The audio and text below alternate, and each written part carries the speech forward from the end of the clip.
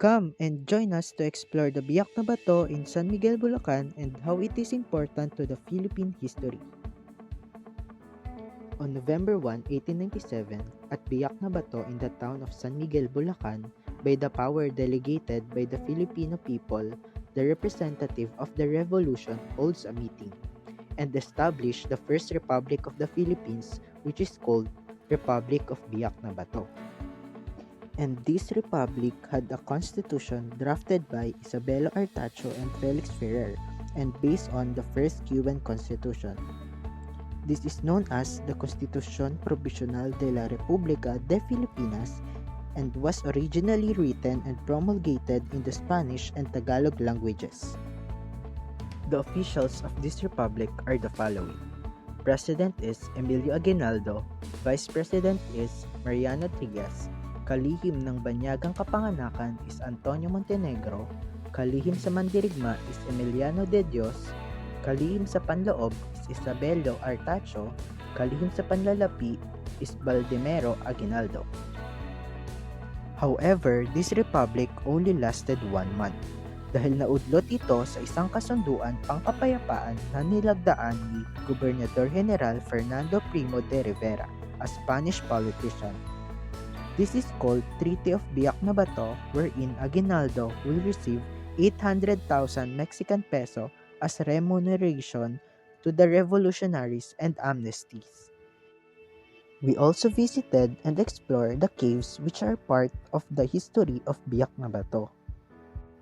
We went to Yungib Caves which consists of 3 caves. Ang Yungib 1 ay nagsisilbing ospital sa panahon ng mga Katipunero.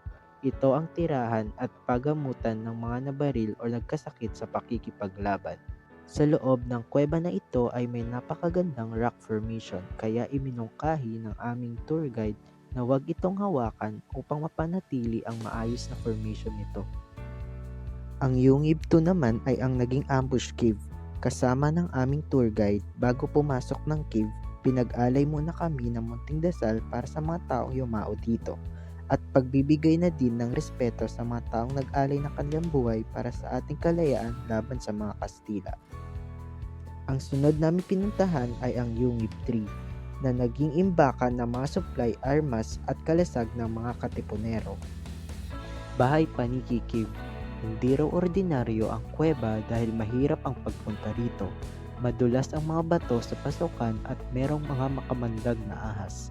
At pinaniniwala ang naroroon sa lugar ang mga alakdan.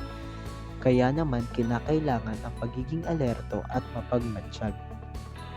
La Mesa de Aguinaldo. Pinaniniwalaan na ang kuwebang ito ang La Mesa de Aguinaldo, ang mesa kung saan nilagdaan ni Aguinaldo ang kasaysayang peace treaty. Ito ay isang mahaba at makitid na kuweba na naglalaman ng iba't ibang silid. Ayon sa kasaysayan, kailangang literal na gumapang ang kaaway sa mababang portal at tatakbo laban sa mga naghihintay na depensa ng mga tauhan ni Aguinaldo. As we conclude our mini vlog about the Biak na Bato and its profound significance in our history, we want to express our sincere gratitude to all of you who have taken the time to watch and engage to our content. We truly hope that this video has provided you with a deeper understanding of historical and cultural importance of Biak na Bato.